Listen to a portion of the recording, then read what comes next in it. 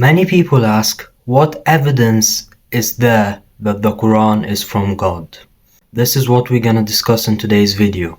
Well, to understand this, first of all, we need to address the fact that there is no scientific mistakes in the Quran. In fact, there is no mistakes or contradictions in the Quran at all. A book that was written 1400 years ago, that's been preserved till now with no mistakes, speaks for itself already, you know. We don't need any scientific miracles or anything, although it does contain scientific miracles. But the fact that there is no mistakes, if you go through the whole Quran, you're not gonna find a single mistake, a single contradiction. And this is a challenge for anyone. If you can read the Quran and find me any mistakes or any contradictions in the Quran, I'm more than happy to go through it, but there is not gonna be any mistakes or any contradictions. So yeah, this is a fact already. At the time that the Quran was revealed to Muhammad, peace be upon him, the people doubted that it was a revelation from God.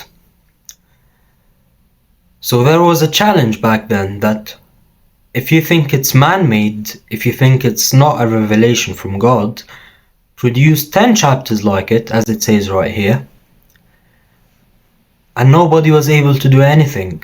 So the next challenge was to produce a single chapter, a single surah like it, and again, nobody was able to do anything. Now, the shortest chapter in the Quran is 3 verses, right? It's not like you're gonna produce something impressive or anything. It's 3 verses. That's the shortest chapter in the Quran.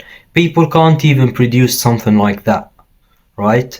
So again, this indicates that it's a revelation from God. It's not man-made. At the time that the Quran was revealed, the Romans were defeated, right? All the givens at the time were saying that they will be defeated again. Everybody at the time predicted that the Romans will be defeated again. But the Quran said that the Romans were defeated, but they will triumph in their next battle in a couple of years, as you can see, right? So it predicted the future. It predicted something that didn't happen yet. Again, that indicates that it's not man-made, because all the givens, any logical person would have said that, no, the Romans are going to be defeated again. But it predicted that they will triumph in a couple of years, and that did actually happen. So we've spoken about how it has made a challenge to all mankind to produce a single chapter like it, and nobody produced anything like it. And we've spoken about how it predicted the future. Now we're gonna speak about the scientific miracles in the Quran.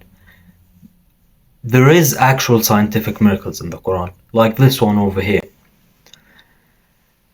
It speaks about the expanding of the universe.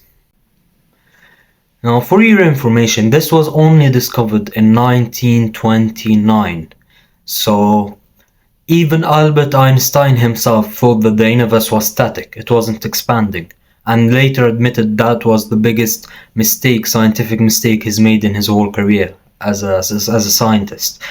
Now, how did an illiterate man 1400 years ago in the desert know that the universe is expanding? This is something that you should all reflect on. I'm not saying you have to believe in Islam or anything. All I'm saying is just reflect and think. The Quran always speaks about reflecting and thinking. We need to reflect and think. How did a man in the desert know all of this? How did he predict the future? How did he produce a book that no one was able to produce something like? How did he know about the expanding of the universe? How did he know that iron was sent down from space? He speaks about that iron was sent down from space. Modern science admits that iron was not made on Earth. It was sent down from space, right? Let's bear in mind that we're talking about an illiterate man who lived in the desert 1400 years ago. He didn't have any technology, he didn't have anything, right?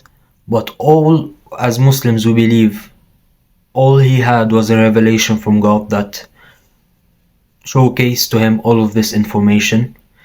That's the only logical explanation in my eyes, right? Now, we've not even dived into the hadith, where there are more miracles, more prediction of the future, more things that weren't known at the time.